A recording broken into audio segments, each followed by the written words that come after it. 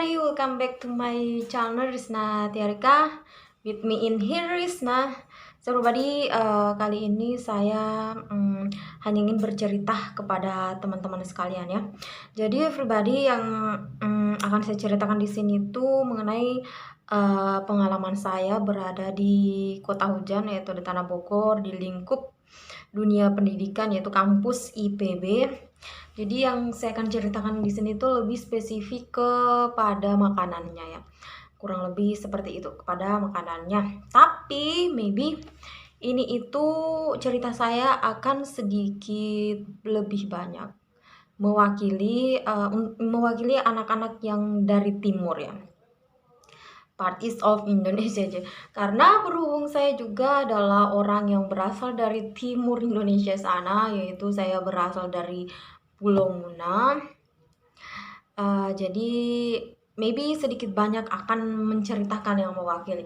Tetapi kalau misalnya untuk anak-anak yang berada di area Jawa atau di daerah bagian barat Indonesia itu maybe tidak terlalu mewakili.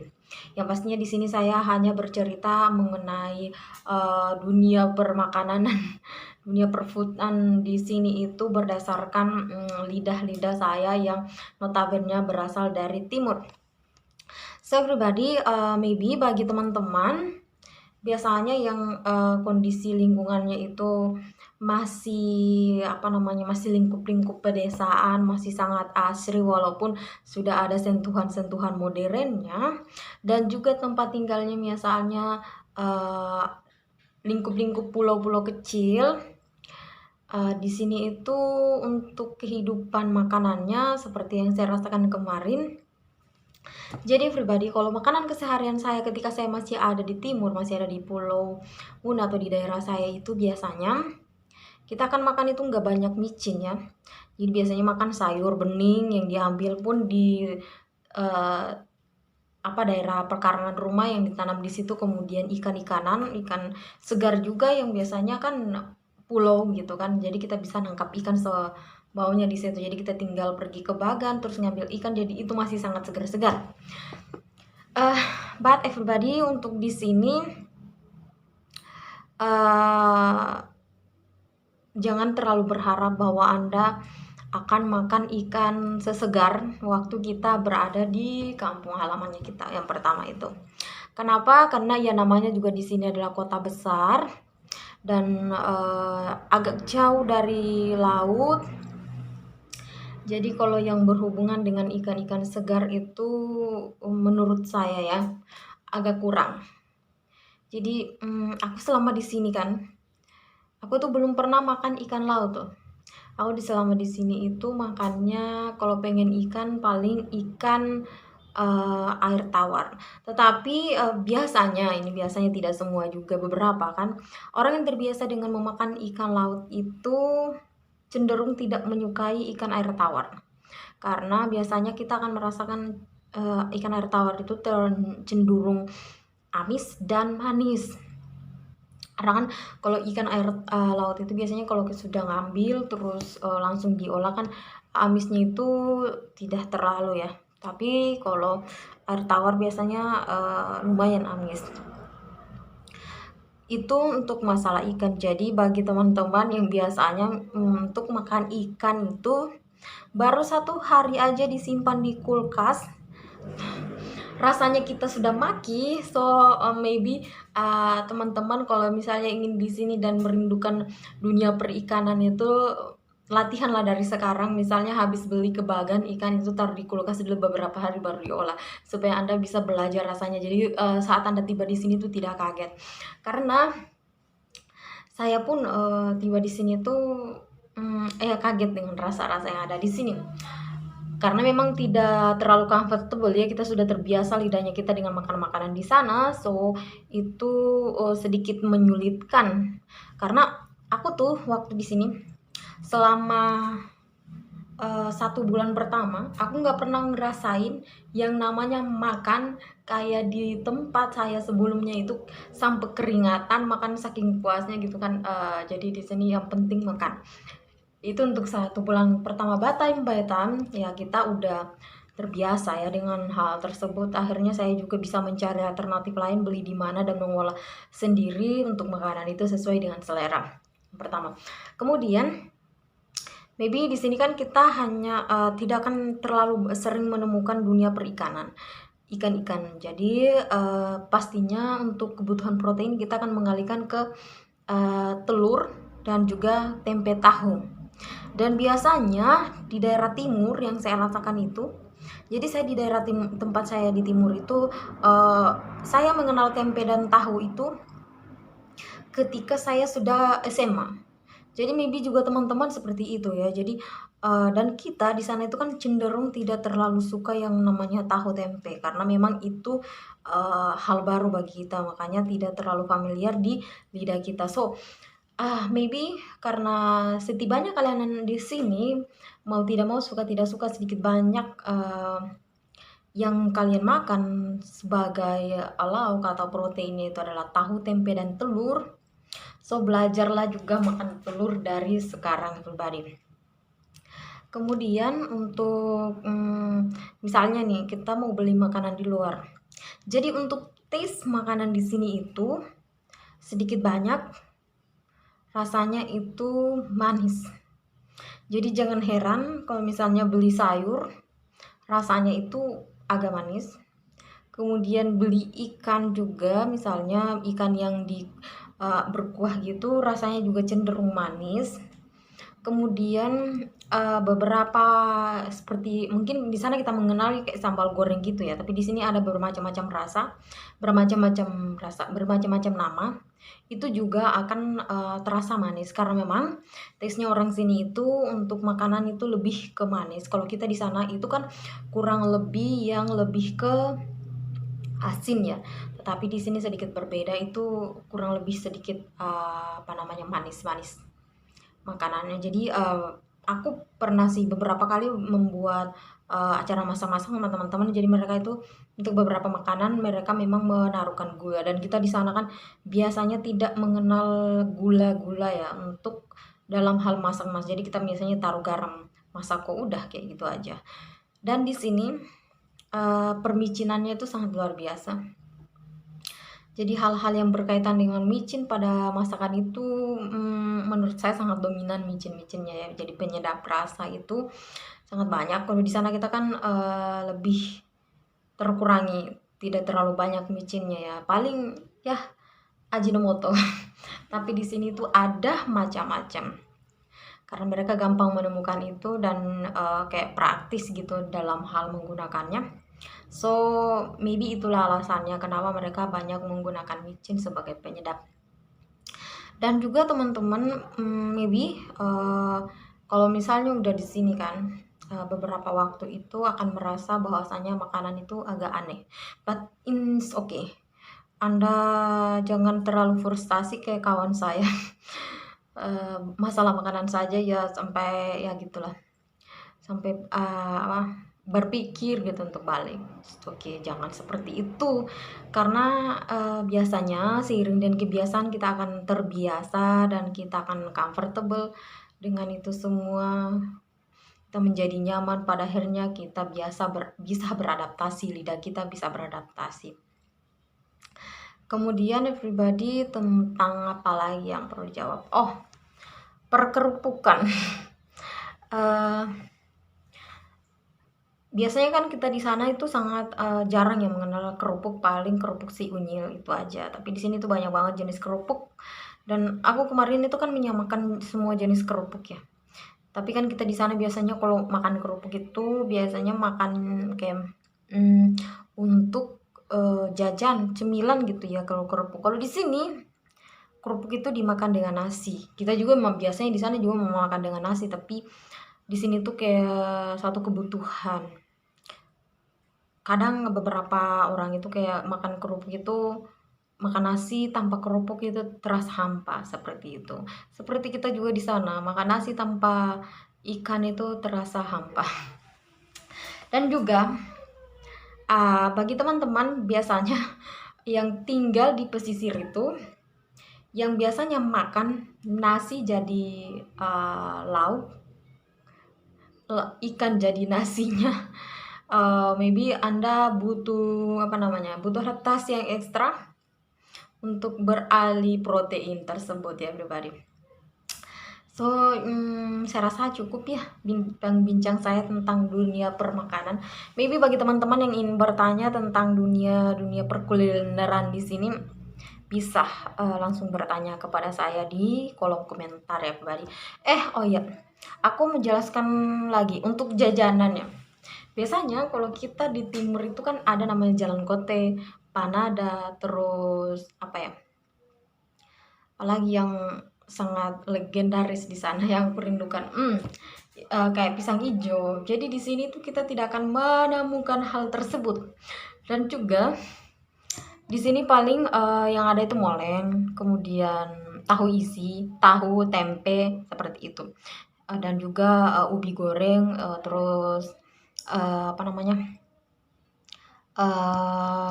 apa sih tuh, pisang goreng kita bisa menemukan. Tapi biasanya untuk beberapa gorengan yang legendaris dari sana itu, dan juga beberapa cemilan yang legendaris dari timur itu akan jarang kita dapatkan.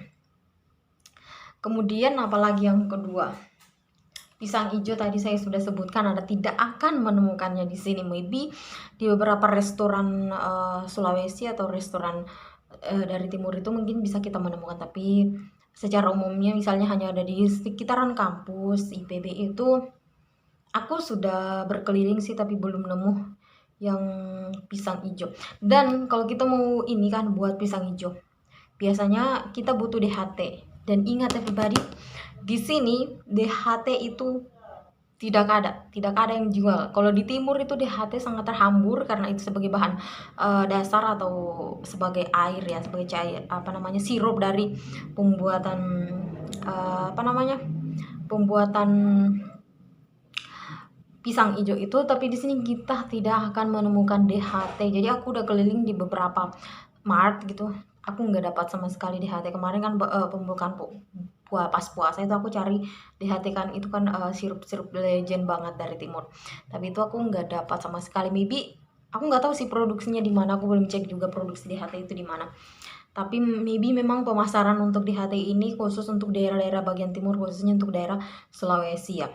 Kemudian everybody, bagi teman-teman yang dari timur sana, Sulawesi juga dari bagian ke bawahnya ya, biasanya kan ada satu acara, biasanya kita akan membuat yang namanya papeda atau sinonggi. Itu adalah hal-hal yang sangat dirindukan ketika berada di sini, karena di sini kita tidak akan pernah menemukan yang namanya sagu yang memang sudah sudah ditaruh dalam kayak bulatan kayak gitu kan. Kita nggak akan pernah menemukan itu.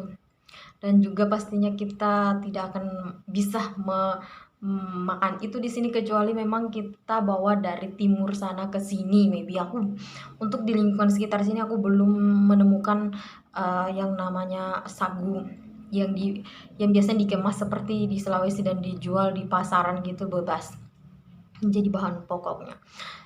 Karena juga kedua, selain tidak ada sagunya, yang kedua juga tidak ada ikan.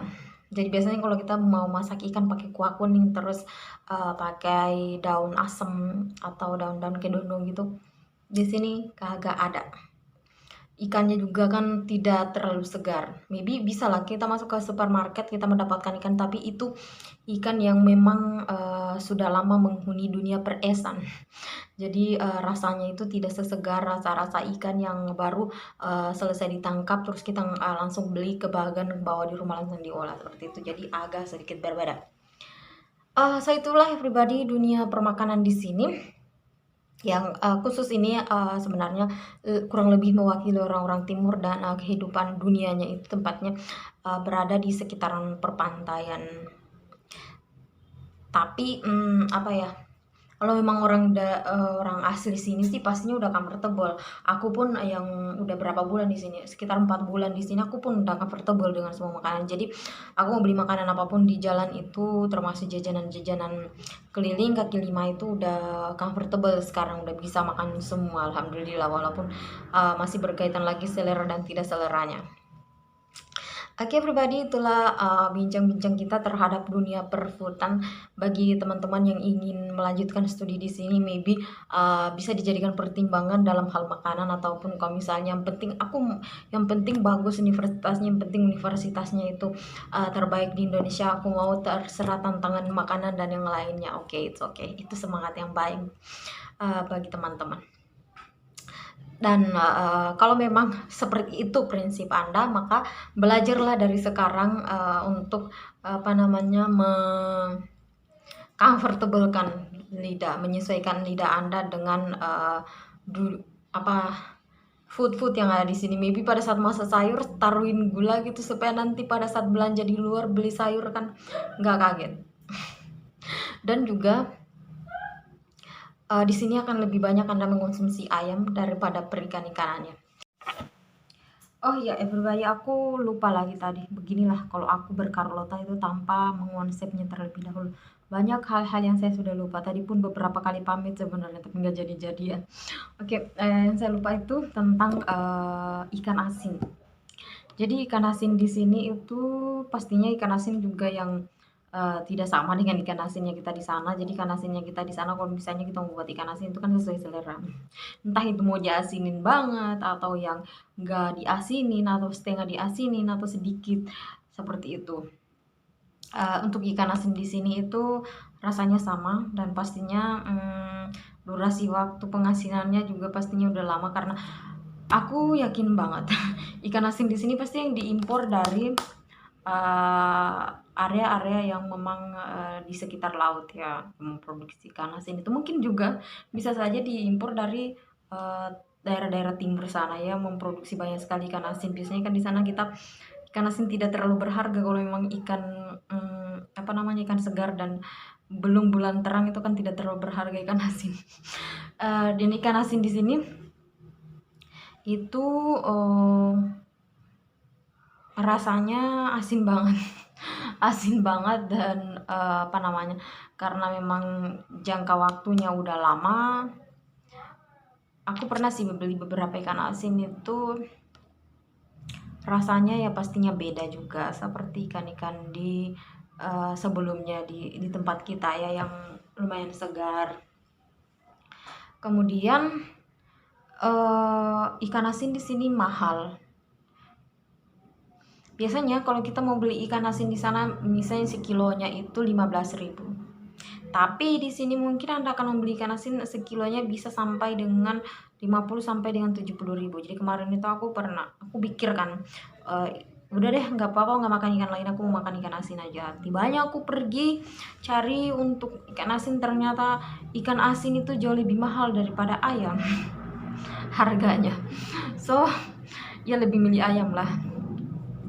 Kemudian untuk apa namanya untuk gorengan.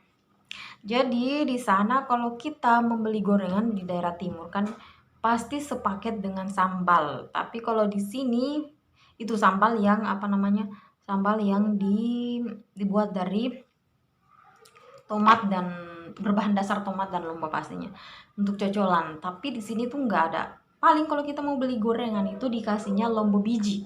Kalau misalnya kita membeli gorengan itu tahu isi seperti itu. Jadi kita nggak akan dikasih sambalan gitu. Aku sih kemarin juga pernah waktu masih awal-awal kesini itu kaget. Aku nunggu-nunggu kan beli gorengan. Aku nggak ada ya sambalnya. Ternyata memang di sini tuh nggak ada sambal sama sekali. Jadi kalau misalnya ingin makan gorengan terus ingin mendapatkan suasana makan gorengan seperti Anda ada di timur atau di Sulawesi sana, maybe ada baiknya Anda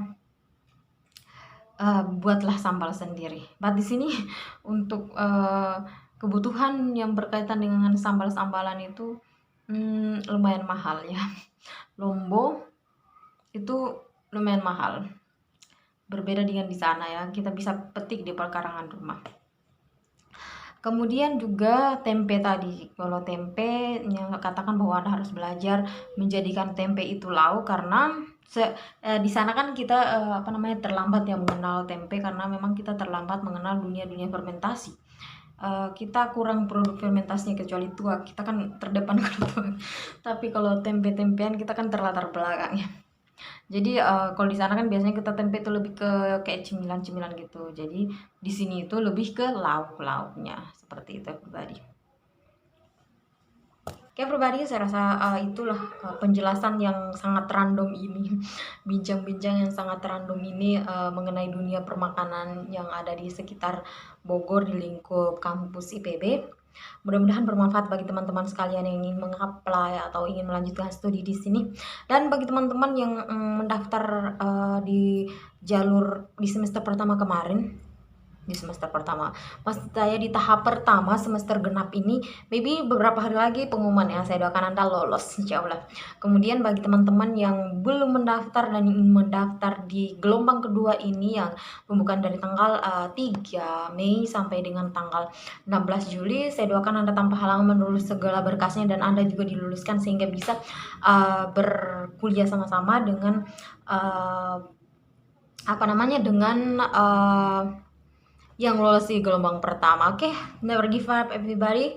Terus semangat menggapai ilmu. So everybody, thanks because you have watched my video. Meet again in the next video and bye bye.